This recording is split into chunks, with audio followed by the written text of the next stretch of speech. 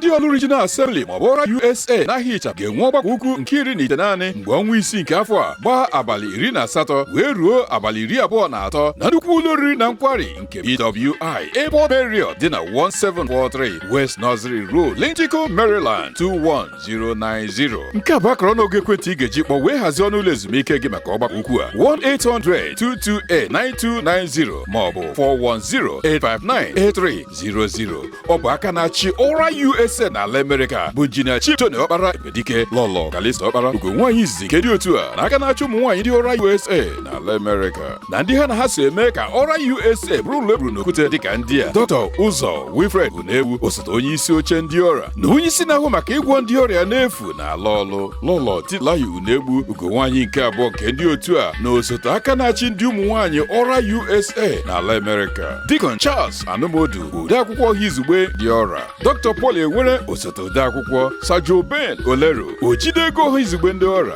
Sa Ugochukwu Duru odeakwụkwọ ọha izugbe maka ego Dr. Chinyere Achi osote odeakwụkwọ Chief Benedict Hazirike Parliamentarian nke ọha izugbe Sir Basil Ibenye Nwa onye mgbasa ozi ọha izugbe nke ndị ọra ọkaikpe Bernard Nwiwu onye ndụmọdụ iwu nke ndị otu a Chief Chidi Nwameme onye isi oche ọha izugbe nke ụlọ nzukọ Chief Stanley Dike odeakwụkwọ ọha izugbe nke ụlọ nzukọ Nze Dixon Ezela Parliamentarian ọha izugbe nke ụlọ nzukọ Chief Dr. Favor Wuzu onye isi oche Ọra Park Chief Dr. Pete Egwom odeakwụkwọ ọha izugbe nke Ọra Park Chief Dr. GNC Ọhakamnu ojidego nke Ọra Park Chief Fabian Igwe onye isi na South Florida Maazị Pius Ike onye isi na New Jersey Maazị James E. Agbasoga onye isi na Austin, Texas Sa Ike Ọkano onye isi ndị ọra na Chicago Lọlọ Florence Chibu onye isi na Louisiana Dr. Eugene Asonye onye isi na Philadelphia Maazị Chris Alakwe onye isi na Houston Maazị Charles Turu onye isi na New York Maazị Chidi Anyadike onye isi na Traverse City Maazị John Amadi onye isi na Bolton Maazị Solomon Okudire onye isi na Michigan Dr. C.Y. Ogbu onye isi na Carolina Chief Eddie Nna onye isi na Dallas Dr. Okechukwu Obo onye isi na Washington Chief Ndubeze Alaka onye isi na Atlanta Elder Sir Ejike Nzeka onye isi na Wisconsin Chief Ikechukwu N. Agwo onye isi na Baltimore Injinia Chief Tony Okpara jikwara ihu sarabara jupụtara na aṅụrị wee kelee patron ndị ọra niile otu ha si bụrụ ideji ụlọ nke mere ka otu a bụrụ otu kachasị ibe ya mma n'ala Amerịka. Ọ gakwara n'ihu wee kelee otu ndị ọra nke ngalaba Washington DC bụ ndị ga-ehibe ọgbakọ ukwu nke afọ a Dr. Okechukwu Obo onye isi ọra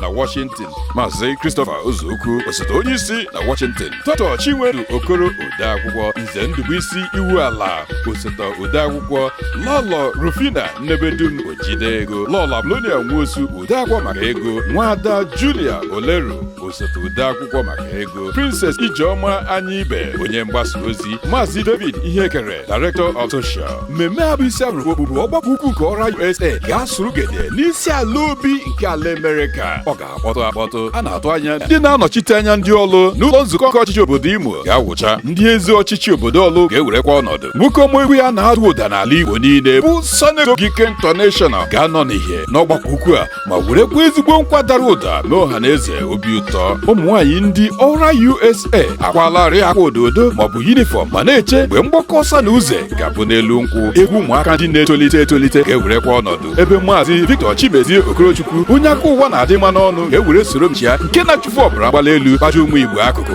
ekwele ka achọghị achọ n'ọgbakọ ukwu a maọbụ kọrọ gị ihe n'akụkọ ya mere were ụgbọelu ma ụgbọala were gwụcha ka isoro ụmụọlụ wee tụọ ndụ gị mmanụ ma manyekwa aka na akpa ka e were kwado atụmatụ dị iche iche nke Ọra USA nwere nke ha ji enyere ndị n'ime obodo ọlụ aka dịka ịgbapụ mmiri n'ime obodo dị iche iche eme ka ahụike na ịgwọ ndị ọrịa n'efu inye ụmụ nwaanyị isi ego mgbere ahịa maka ihi na aka zuo ọnụ ogbe ijiji